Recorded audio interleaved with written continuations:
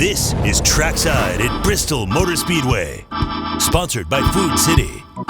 One of NASCAR's most important races of the year will once again light up the Tri-Cities this weekend. Good thing is that intensity ratchets up as you keep going along, right? The first 3 weeks, don't screw up. Is pretty much what it is, right? The night race at Bristol Motor Speedway is the final elimination race in the round of 16. We do this every year.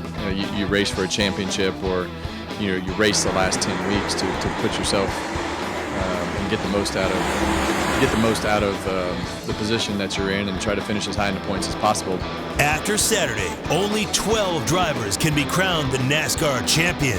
With so much on the line, who will survive the world's fastest half mile? I've had playoff runs where I've won 2-3 times during the playoffs and made it to the Final Four and haven't won the championship in those years. I've had years where I didn't look like I was going to make it to the Final Four, was barely the last guy in on points, and then we go out and win the championship. Last year, Chris Buescher got the lead and kept it with 59 laps to go, seizing his win at Bristol. I absolutely love this racetrack. It's a favorite place to come on concrete. But this time around, can Buescher defend his win and stay in the playoffs? I'm just really proud of what we've been able to accomplish together as of late, and that confidence certainly has come at the right time. He's not the only driver ready to claim the sword from the last great Coliseum. I think our team is well capable. We know we can do it. We've done it before, so just got to put in the work and try and execute. Perception isn't always the reality. Man, I'd love one more shot. One more shot is all you need. This is Trackside at Bristol Motor Speedway.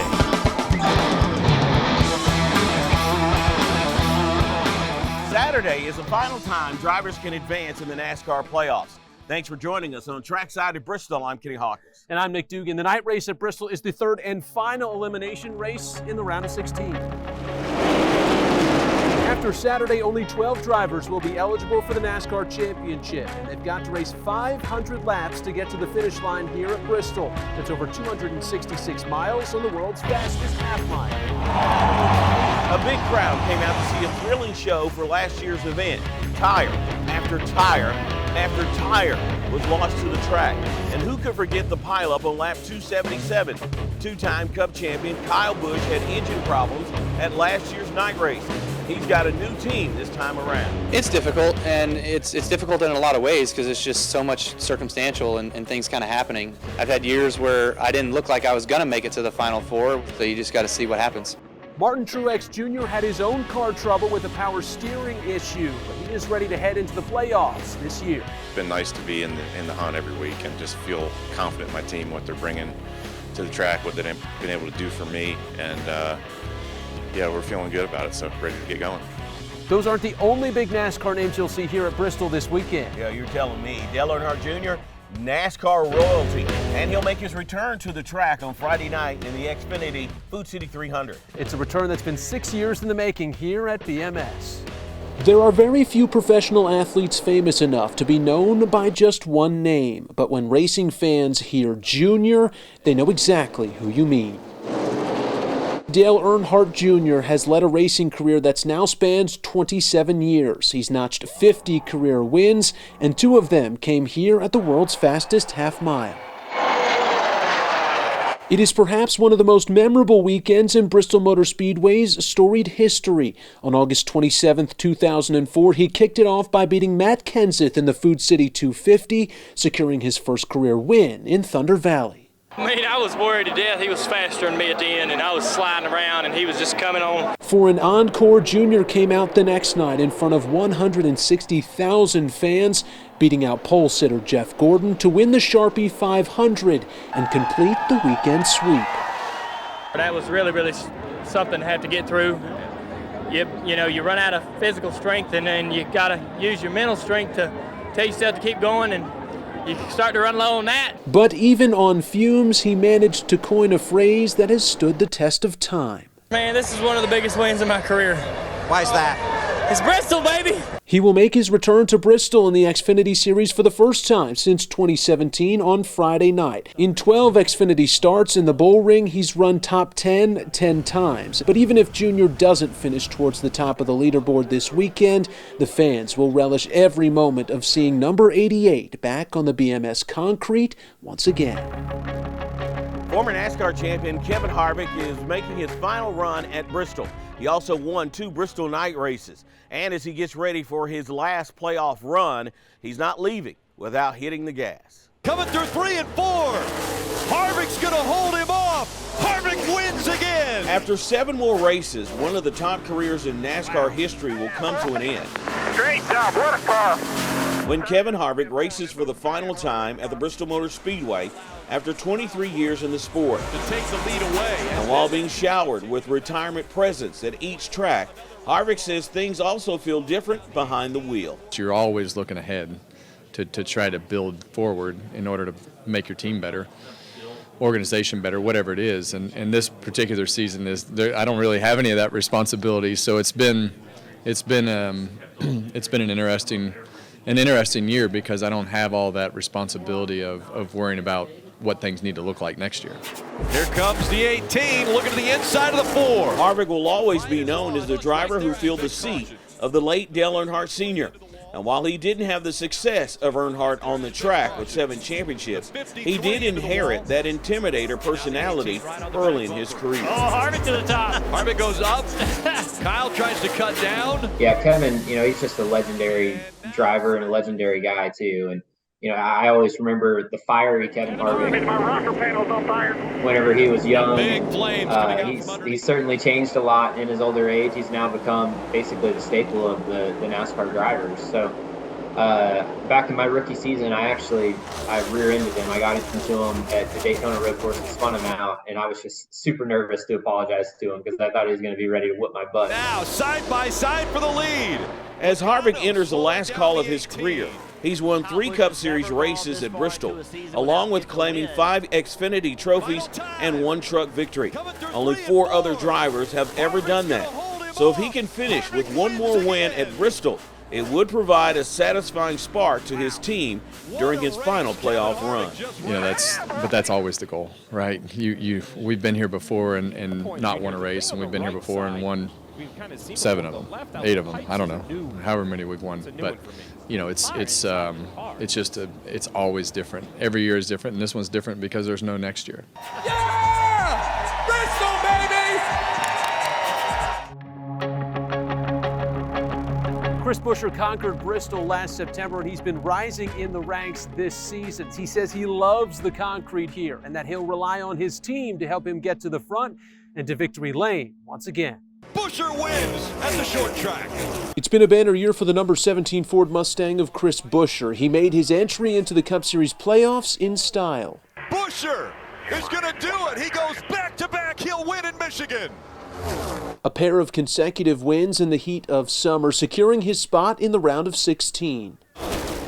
He followed it up with a 3rd win of the season just a few weeks ago at Daytona. Shortly after Michigan, talked about kind of hitting our momentum at the right time. The RFK driver has won 3 of the last 7 races on circuit as he gears up to return to a place he loves dearly. Bristol's been my favorite track for a long time, and I've always been able to run good there. Many drivers will put BMS among the crown jewels, but for Buescher, to me, it's top of the list. This year, his return to Thunder Valley is a bit different because he returns as the defending night race winner. Ecstatic to win that race. The thing it was missing was the fact that we weren't in the playoffs at that time. In 2023, that's no longer an issue. In fact, he's 13 points above the cut line to make the round of 12 heading into Saturday, and he's coming in with a different feeling. It's probably going to give you a little extra confidence heading into it, right? It's a place where we've been able to run really good at through the years. You're going to be able to walk down that hill over there in turn 3 and just be really proud of the end result last time and ready to go do it again. Ready to do it again, sometime sooner rather than later. Yeah, we got to come into Bristol with guns a-blazing. The Bristol Motor Speedway is a place where history is made. Rusty Wallace, Kurt Busch, and even the Intimidator won their first race here. Before Saturday night's main event, the guys in the Xfinity and Truck Series are hoping to prove they have what it takes to race in the sport's top series. John Jinko takes a look at the latest young guns who hope to get a win here. These drivers might not be household names yet, but they could soon be the next generation of NASCAR Cup Series stars. Friday night, look out for Austin Hill in the number 21 for Richard Childress Racing. Hill has taken the next step this year, racking up 4 wins so far. We still got some things to work on, but it feels good to win on a mile and a half, not just these super speedways. And he enters the playoffs as the regular season champion. Chasing Hill is a driver familiar with winning at Bristol. This is unbelievable. I can't thank everybody behind me, man. This is just amazing. 21-year-old Chandler Smith won the truck race here 2 years ago. Now an Xfinity Series driver in the 16 for Colleague Racing, Smith hopes to win again at the world's fastest half mile. The Truck Series race Bristol Thursday night, but there's some young guns getting a look in this series too. Zane Smith drew attention last year, winning the Truck Series championship.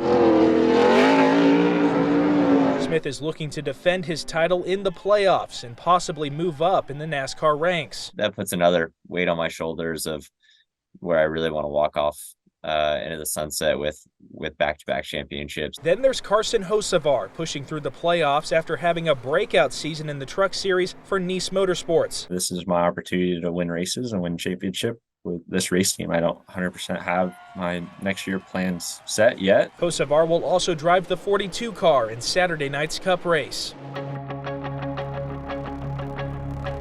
These banks look cleaner than they did 5 months ago. Yeah, Bristol cleared out the dirt after the Easter Sunday race back in April. It was the third time Bristol laid down the clay for the Spring Cup Series race. Some drivers like the dirt, but others have said it's best to keep it off the track here at Bristol. Coming up, no one knows the history of the Bristol Motor Speedway better than the people who work here. The crowd suddenly got quiet after everyone was screaming, and that was the first time I've ever heard a race, crowd get quiet. We're reliving some of the best moments here at the track through the eyes of someone who's seen it all. And cars zooming across the track aren't the Speedway's only events. We'll show you how the track's put in a lot of work to make Bristol more than just a racing venue. This is Trackside at Bristol Motor Speedway, sponsored by Food City. Here at Bristol, you'll find more than just drivers racing for the finish line. The Speedway schedule is packed with events aimed at drawing in those who love more than NASCAR. Terry Craig tells us that engines roar, so do the fans. Concerts, Christmas lights, even YouTubers, and a football game.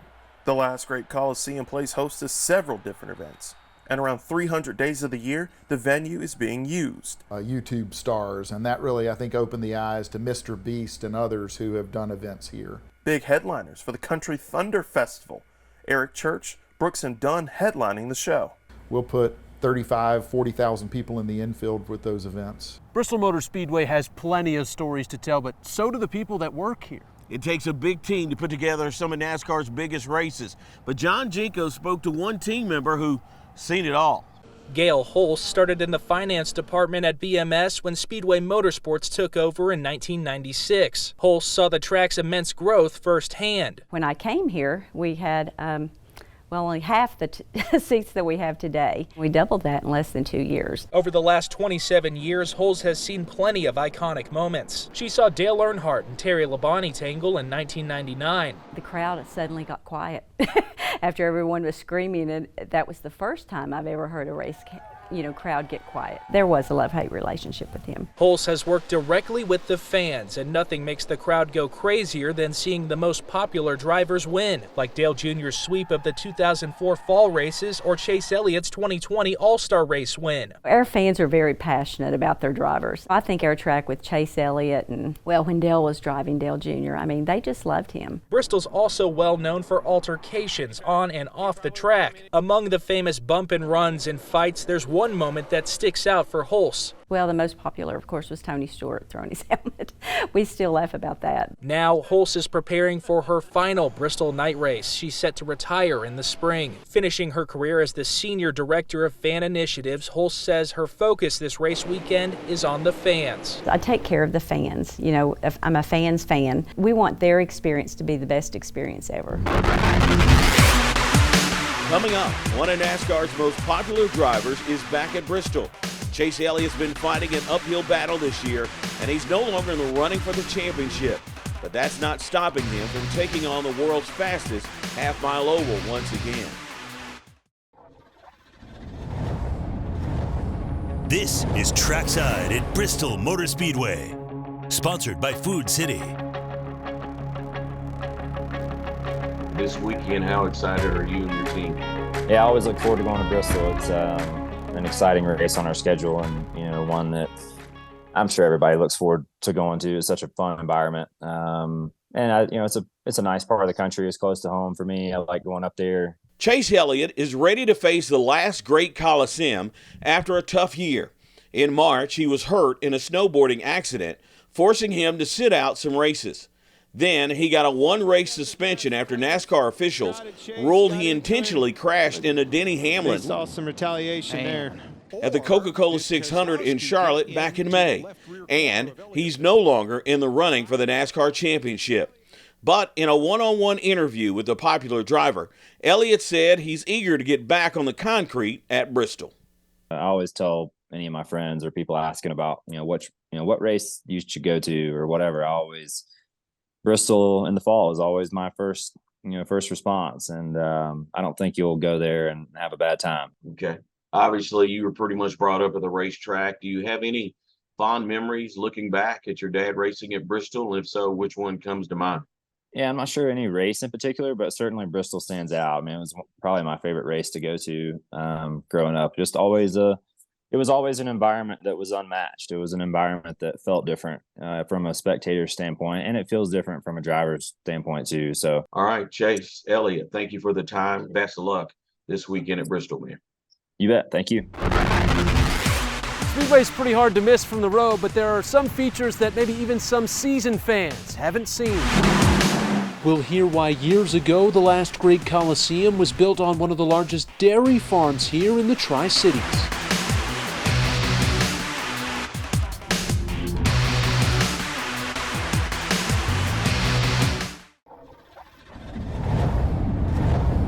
This is Trackside at Bristol Motor Speedway, sponsored by Food City. Here at Bristol, some of NASCAR's biggest moments are on full display. But there may be some hidden gems that even NASCAR's biggest fans haven't seen. Terry Craig shows us where to find it, hidden under all of this concrete and metal.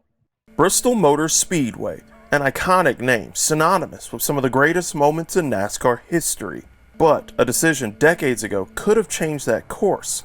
What we now know as Bristol Motor Speedway could have been Piney Flats Motor Speedway. Had the preachers and the farmers not gotten up in arms and said, there's no way you're going to have those race cars and beer drinkers in our town, we would have been Piney Flats Motor Speedway. As you enjoy the race weekend, look below.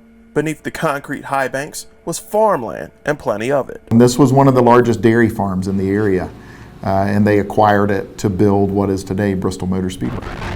The Speedway is booked with plenty to do the rest of the year. Whether it's country music or holiday cheer, we'll tell you when you can find it at Bristol next.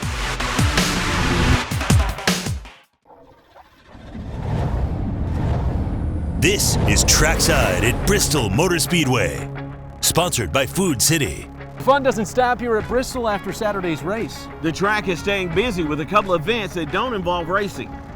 The popular Country Thunder Music Festival returns October the 6th. The Academy of Country Music named last year's Country Thunder event the Music Festival of the Year. And the Speedway's hoping to make it another memorable year. Well-known country music duo Brooks and Dunn is the headliner for this October the 6th. It's Eric Church the following night. They're among 10 total acts performing. You can get tickets at countrythunder.com. And don't forget about the Speedway's biggest event of the winter. Speedway and Lights returns November 17th. It runs through January the 6th. All proceeds benefit Speedway Children's Charities. If you make it out for the race this weekend, don't forget to drop off your change in the big red buckets that'll be passed around the track. That's another way to support Speedway Children's Charities. You can make an online donation at speedwaycharities.org. Speedway Children's Charities helps kids in need all around the Tri-Cities region. Thanks for joining us on Trackside at Bristol. I'm Kenny Hawkins. And I'm Nick Dugan. You can get your racing tickets over at bristolmotorspeedway.com. But if you can't make it out for the race, you can watch it on USA Network. The green flag drops at 7:30 on Saturday night. If you do make it out here to Bristol Motor Speedway, there will be plenty to do in the hours leading up to the race. And once again, thank you for joining us here on Trackside at Bristol. We hope you enjoy the race.